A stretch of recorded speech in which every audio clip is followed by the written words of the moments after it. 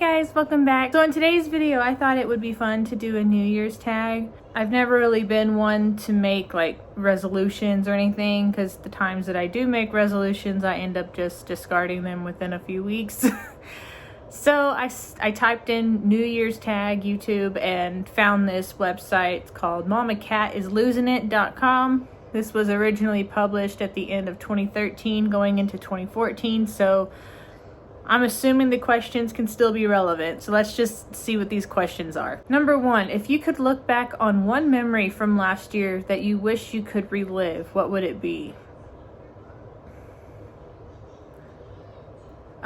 Probably my daughter's first birthday, sort of at the beginning of this whole pandemic or whatever. My husband's job, like pretty fast, told them, you know, hey, we're just gonna work remote for a while. At first it was just gonna be 2 weeks, you know, the 2 weeks to flatten the curve. And then after that it was another week, and then it was another week. And then they're like, you know what, this is just gonna be indefinite until we tell you otherwise. So because they were all working remotely anyway, and my husband's in IT, he can pretty much do his job, you know, wherever.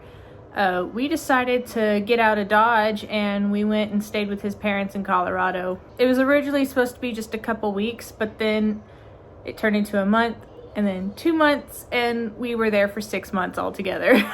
I actually got a little leaf on my ancestry for us, which was weird. The last time I got something for my husband and I was when our marriage was registered and it became, you know, public record. So I was like, what's this? Apparently, just because we had stuff shipped there, Ancestry thinks we moved to Colorado. We spent half the year in Colorado, and we spent my daughter's first birthday up there. We made the most of it though, because I mean, we weren't around my family. My family was, you know, back in Texas and stuff, and so we FaceTimed my mom, and we celebrated her birthday that way. I made her cake, and her cake looked pretty awesome. I will find a picture and I will put it right here. I was really proud of it. So yeah, I'd like to relive my daughter's first birthday. Number 2 is, what was one New Year's resolution that you accomplished? I don't really make New Year's resolutions because, like I said, I usually discard them within the first few weeks, so I don't think I made New Year's resolutions last year. Number 3 is 3 words to describe last year. I don't want to say huge dumpster fire, because it had its moments where it was nice, because, I mean, my husband got to stay home. He got to watch our daughter grow up a little bit, and that was nice, and he's gotten to spend more time with us and everything. And just having him around has been nice. I haven't felt so, like, lonely, because when he'd go to work and it would just be me and her, it was pretty isolating already. And then if he was still having to go to work, like leave the house and go to the office on top of, you know, everything else that's going on, I never leave the house really. My husband's the one who goes out and like does all the shopping, and he does all the stuff.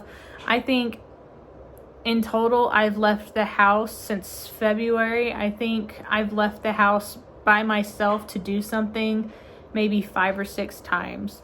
So if he wouldn't have been home, I think I would have gone a little nuts. But I don't have 3 words to describe last year. It was different. That's a word. It was different. I don't have any other words. It was just different. It's just different.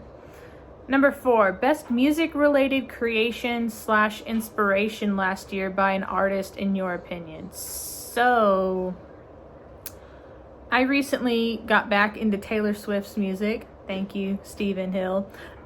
He made a video where he talked in depth about folklore, especially the music video for Cardigan, and it made me curious about what her sound was like now.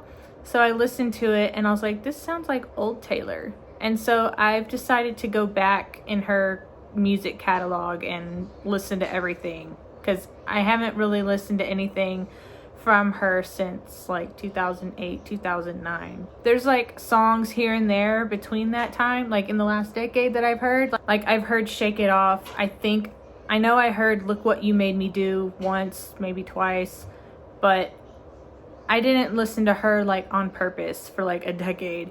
So I've been listening to her, and I really loved Folklore. I really liked that album. I thought it was nice and melodic and just well crafted. Number 5, something you're looking forward to this coming year. I am finishing my associate's degree, which doesn't sound like a big deal, but it is. Because I started college at 30. I'll be 33 in March. And toward the tail end of my first semester, I got pregnant with our daughter. And so then all of the second semester, I was pregnant.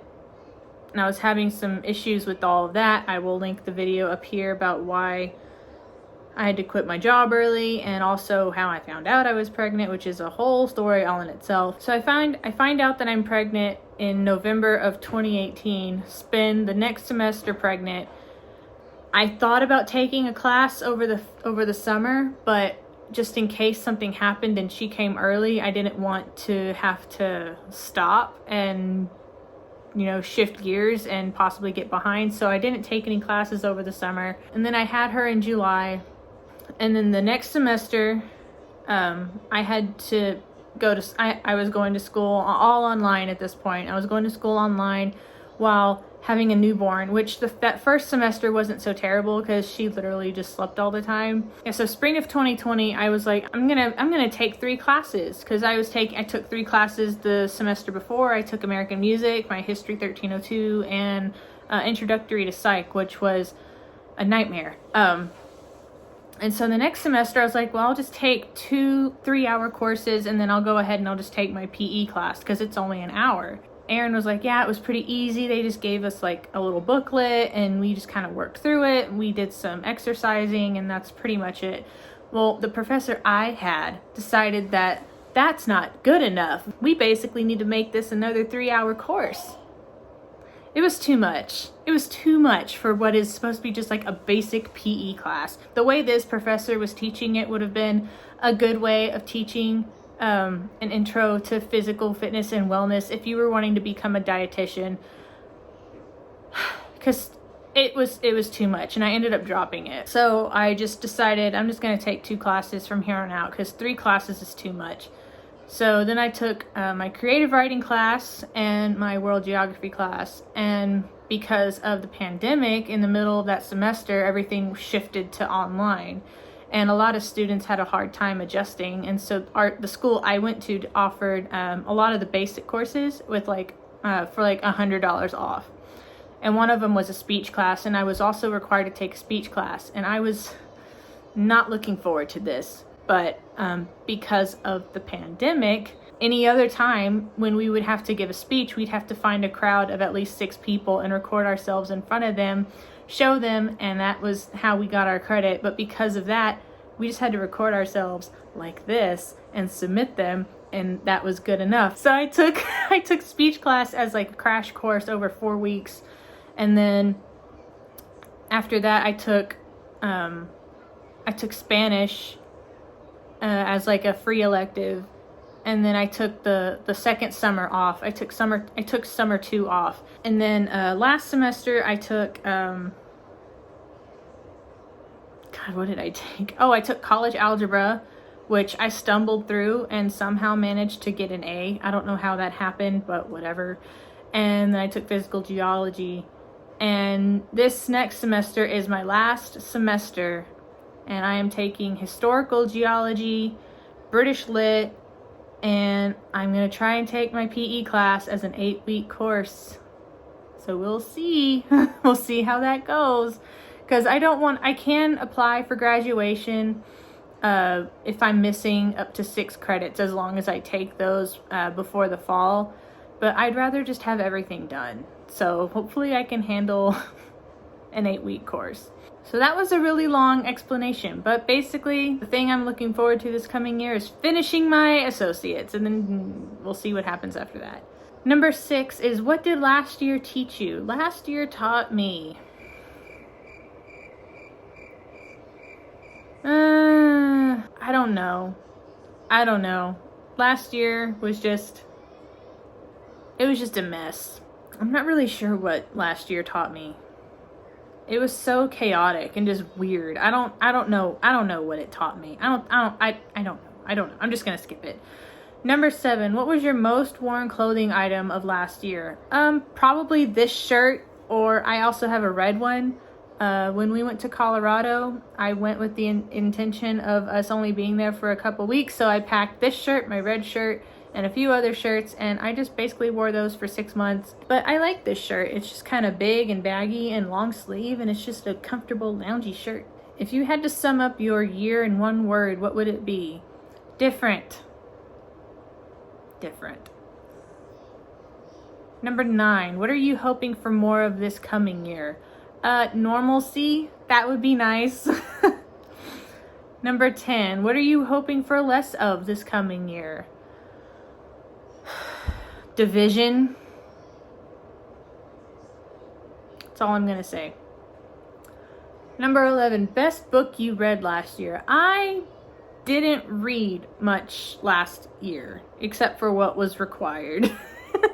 I never actually read books, or I have books like on my Kindle app sometimes that I'll read, but I most of the time will just listen to Audible. So let's see, the best book I read last year, I didn't really listen to very many. I re-listened to Brittany Taylor's A Sucky Love Story, and just, that's a lot to unpack if you haven't heard it.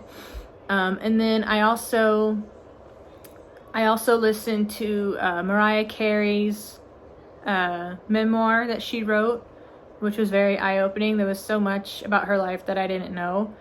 That's about it. And then I also had some like true crime books in my Audible that I listened to from time to time, but that's about it. Let's see, and then number 12, what is your New Year's resolution for the upcoming year? Like I said, I don't really make resolutions because I tend to just discard them, but my resolution, I guess, will be to figure out what I want to do in life, because I still don't know what I want to do with my life as far as career goes. My degree is going to be in general studies because I don't know what direction I want to go.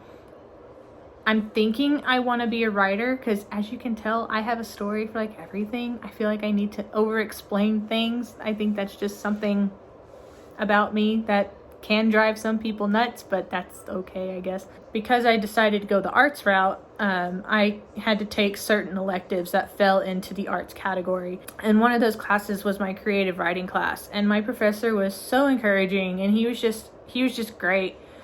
And he gave us these assignments, and they were challenging, but then once you got like an idea in your head, at least for me, it became a lot easier. But just trying to come up with something, especially fiction, because I have a hard time, I don't know why, I have a hard time coming up with something completely fictitious. The big thing that I did, and that I'm still the most proud of, is my essay that I wrote about my Nana and her fight with Alzheimer's. I ended up making it a video, which I'll put up here as well. Something about that paper and then taking that class like sparked an interest of writing for me. And so I'm thinking about, I have all these stories in my head that I need to get out. And so I don't know if I want to be a writer. I don't know. I would love to finally figure out what I want to do in my life.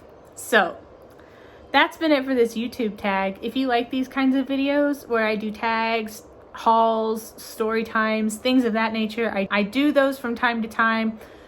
Please consider hitting the subscribe button. Don't forget to hit the notification bell to be notified when I have new videos coming out, and I will see you guys in the next one. Bye.